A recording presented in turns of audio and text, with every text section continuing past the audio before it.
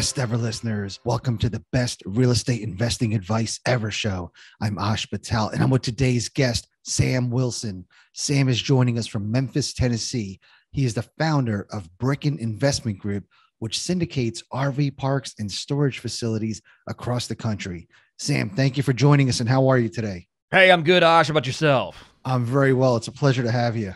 Hey, Sam, pleasure's before we mine. get started, can you give the best ever listeners a little bit more about your background and what you're focused on now? Yeah, so always been an entrepreneur. Grew up in an entrepreneurial family.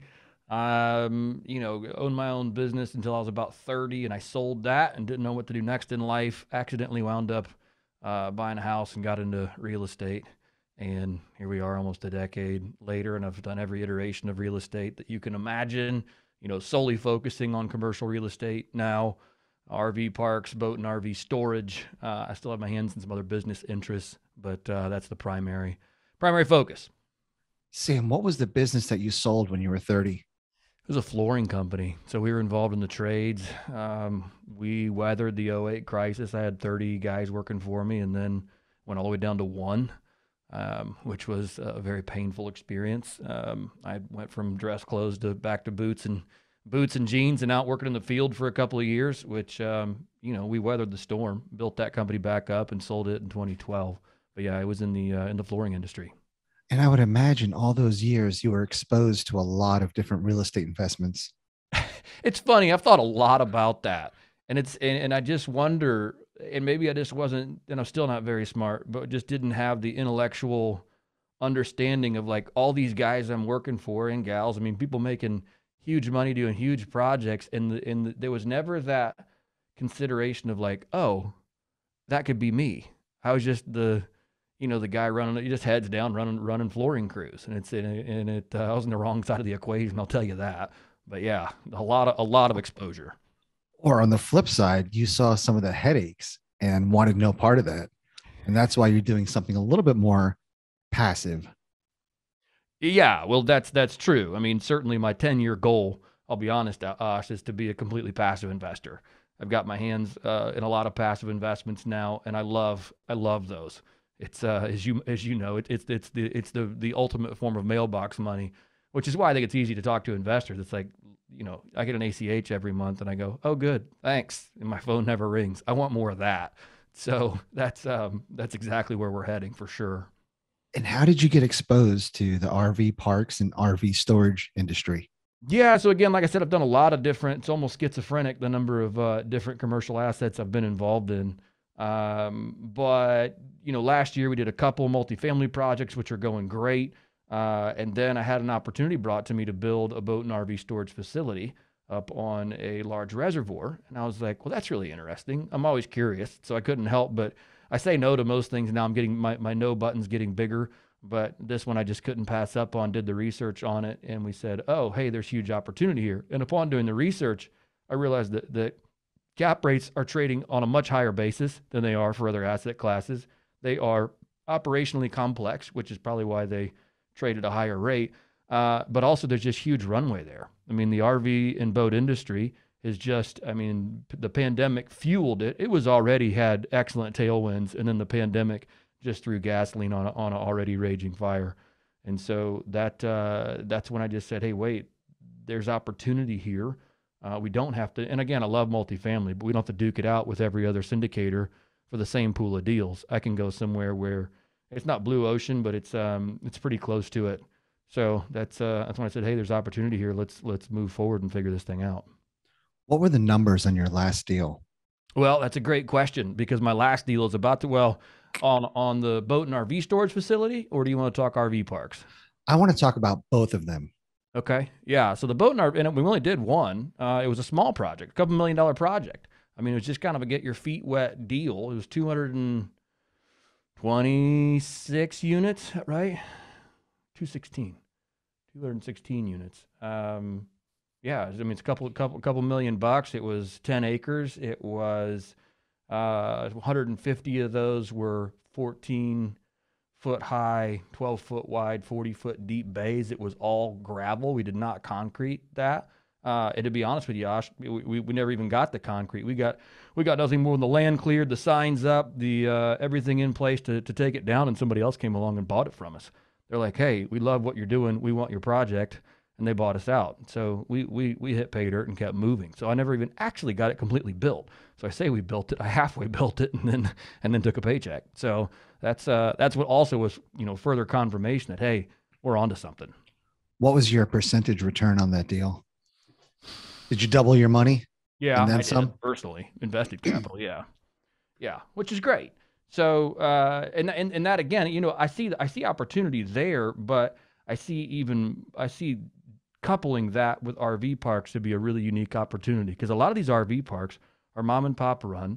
They are, it's a very fragmented industry. There's usually land attached to it where you can add all these ancillary revenue streams, be it boat storage, RV storage, buying, properties. Where we got one that's probably going to go under contract here this week that, it's on a reservoir. It has a marina attached to it.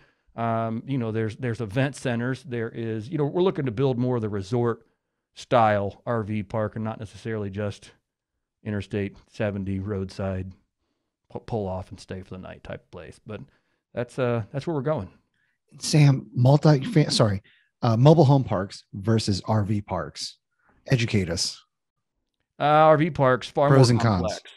Yeah, far more complex. Mobile home parks are great because they're lot rent, right? I mean, you mow the grass, you make sure the utilities stay working, you make sure your tenants are doing what they're supposed to do, and you collect your monthly check. As long as, of course, there's no park-owned homes, which you could have. RV parks, again, it's more operationally complex. I mean, we're looking at a deal right now, it has a marina attached to it. It'll have boat rentals. It will have, fishing, tackle, guide service, RV park, storage. I mean, it has a lot of different moving pieces. And included with that, of course, is increased personnel. So it's more of a business and less of a real estate play, though there is real estate obviously involved. The cool thing about an RV park is that a lot of these will have a long-term component to it. And you're looking on an average of probably 60% of that is on a long-term RV stay. So people will rent the one space for an entire season. It'd be a 12-month rent, just like a lot rent at a mobile home park, which is great because they're typically better tenants. I mean, it's like the middle class or lower middle class, maybe even vacation home for them, because they can drive their RV there. They got their same spot. They even leave their stuff. They might even have a shed out back. I mean, something where they can keep all their little fun stuff for their kids to go play. So you get more for the lot. So the cool thing about it is that you're getting a greater rent with a better tenant that's not there very often, which is perfect in my book. And you get the stability of that, 12-month lease on that spot. So that's a cool part of it. Your money is made though on the transient people staying. So say you get, $800, $600 a month, whatever it is, on a long-term person, you're going to, get 50 to 70 bucks a night for somebody that's just coming in for the weekend. So you got to kind of, balance that out. But that's, those are some of the major differences. Interesting. Very similar to short-term rentals in residential. Mm-hmm. Very much. Now, we started this conversation with you talking about wanting to be passive. And now I'm hearing that running an RV park is a business. Yeah. Come on. What are you doing, man? Help me understand this.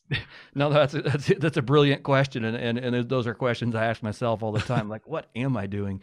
The key to that is finding good partners.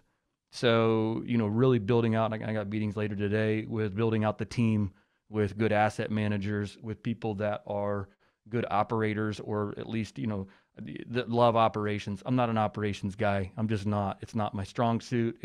I'll go out and buy stuff and probably do things that most people would be like, wait, what? What are we doing? But to get down in the nitty gritty and actually make the thing go around, I'm just not good at it. So the short answer to your question is yes, it seems a little bit nutty, but I want to find people that love to be in that day to day and really put the right people in the right seats in the bus. And that's what we're building out right now. Sam, what are you seeing as far as returns?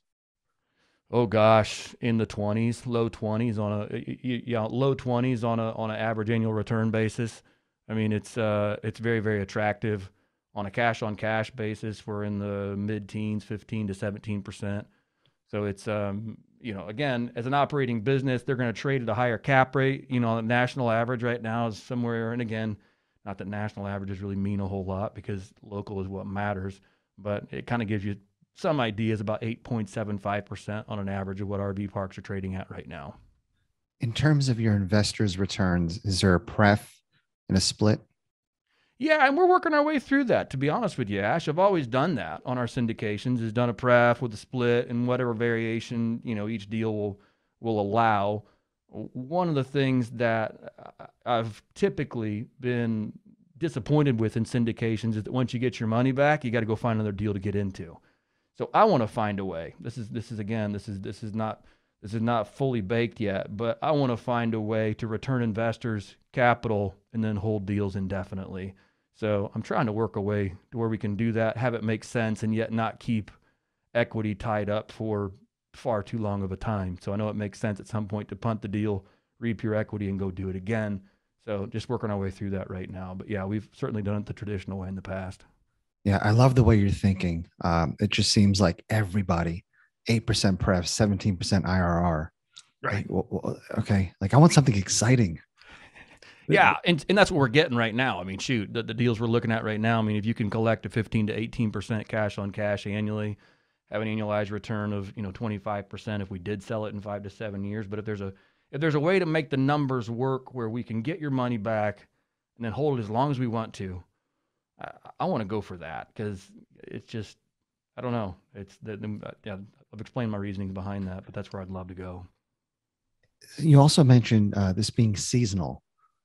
Why not buy RV parks in the South? Bingo. You're onto it. And another reason why we see opportunity here, because a lot of these are mom and pop owned and operated. And so they're tired come late fall. They've been hustling it out from late May or maybe even early April, getting the place ready. They've been booked up all season long. And come October, man, they want to go sit back somewhere and hide in a corner and recoup for a few months. And that's where we see opportunities because, we want to bring an institutional approach to this to where they can be open year round. And I mean, there's value add right there. We're seeing a lot of parks, that we haven't transacted on, that's one of the first things they've implemented is a year round park. Even in the Mountain West where you go, wait, you're at 9,000 feet and somehow you're figuring out a way to run an RV park, in the dead of winter and people are coming and staying, which is really astounding. It just kind of shows the demand for the outdoor hospitality space. But that's certainly one of the things that we will be doing in all of our parks going year round. Again, love the way you think outside of the box. How hard is it to get a loan on an RV park? What does financing look like?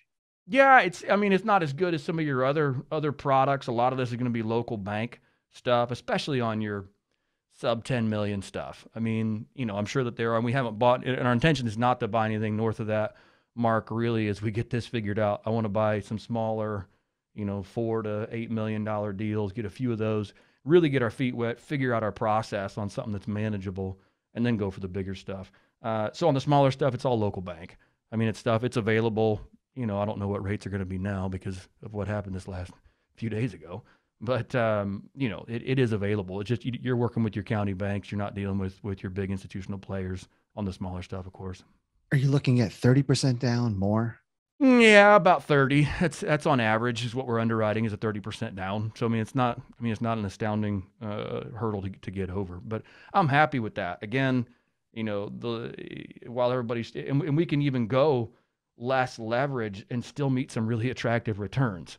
I know a lot of times we don't like, obviously, the greater the leverage, the more we can juice our investors' equity, typically. But on these, we can even go less leverage and still get some really healthy returns. And for me, the less levered we are, the less risk there is. I'm good with that. All right, back to being more passive. What about RV storage? Yeah. Oh gosh, I love that space. I love it because we have seen an incredible, and I think this one has legs for a while because we've seen such an uptick of RV deliveries. We had 600 and some odd thousand deliveries in 2021. We're already on track for that in 2022, which just for reference, we had roughly 350,000 deliveries in 2020. So you're seeing, 40-something% increase in deliveries, in 21 over 20, and then the same for 22, which is really crazy. But people need places to store these. Where are they going to put them? what neighborhood association wants you park in a 35-foot RV in your driveway or on the street? It doesn't happen anymore. And the largest demographic of people buying RVs now is not north of 60. It's 35 to 55 with a family. Where do most of those people live? In a city, somewhere where they can't park them, somewhere where they have to take them somewhere and store them. So even and once they buy them, they want to protect them. They want to take care. They want indoor storage. They want to stick them out in a muddy lot with a fence around it. They want like, oh, hey, I'm going to park this thing somewhere that, I know it's protected from the elements. So yeah, I see. I mean, that's 1.2 million RVs being delivered in the U.S. within a 24-month period. That's a lot of vehicles to store. So yeah, we're seeing. I mean, we had a facility built outside of Memphis, hour and a half outside of Memphis, in the cotton fields in northern Mississippi. 240 units is full in 3 months, completely full. An hour and a half outside the city. People are driving massive distances just to find a place to park these. So yeah, there's a lot of opportunity there, and we're exploring. And this is not a new concept, but we're exploring the idea of what even luxury RV storage could look like. Something with 100 amp hookups inside their unit. Maybe even going crazier and thinking along the lines of doing fractional ownership, where they actually buy their RV slot. I don't know. Those are things on down the road, but those are kind of some of the further thinkings in this space. You're thinking crazy again. I love it. Help me understand, if I see a industrial space, a large warehouse, what do I need to turn that into RV storage? A bay door that's what, 14 foot tall? 14 feet tall, 12 feet wide. Yeah. Okay. And then it doesn't matter how high the ceilings are as long as they're 14 feet or higher, right? Yeah. I mean, I guess, yeah, that would make sense. That would make sense. And then do they all need at least a 110 hookup? Oh shoot, no. I mean, you get into some of these big 40-foot Class A diesel pushers, and you might even need 220. I would imagine most of them run off 110, but no, I don't own one, so I haven't done the research on what that would take to convert a facility like that. But yeah, I don't know. In terms of returns, would you rather chase RV storage or RV parks? Good question. Depends on the model. I like RV parks just because it just kind of does something for me. I don't know. I like it. Outside of the returns, it's just kind of more fun for me to think about owning RV parks across the country than RV storage. I think both of them have a very, very attractive return profile, though. Sam, what's the hardest lesson you've learned in transitioning to the RV industry? Yeah, gosh, good question. Hardest lesson. Tough question here, Ash. I would say,